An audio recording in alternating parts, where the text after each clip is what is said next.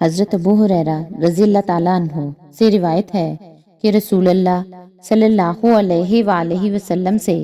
پوچھا گیا کون سا عمل افضل ہے؟ آپ صلی اللہ علیہ وآلہ وسلم نے فرمایا اللہ عز و جل اور اس کے رسول پر ایمان لانا۔ حضرت عبداللہ بن حبشی خشمی رضی اللہ تعالیٰ عنہ سے روایت ہے کہ نبی اکرم صلی اللہ علیہ وآلہ وسلم سے پوچھا گیا کون سا عمل افضل ہے؟ آپ صلی اللہ علیہ وآلہ وسلم نے فرمایا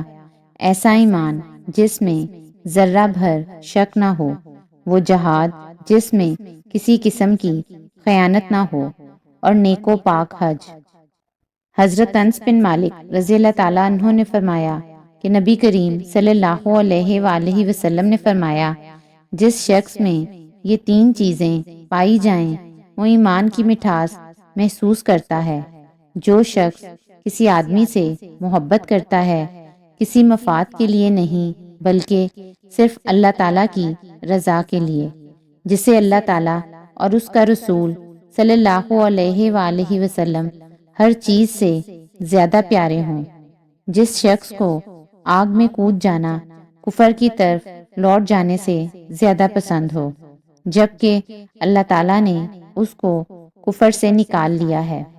حضرت انس بن مالک رضی اللہ تعالیٰ عنہ سے روایت ہے کہ رسول اللہ صلی اللہ علیہ وآلہ وسلم نے فرمایا تین چیزیں ایسی ہیں کہ جس شخص میں بھی پائی جائیں ایمان اس کو لذیذ معلوم ہوتا ہے،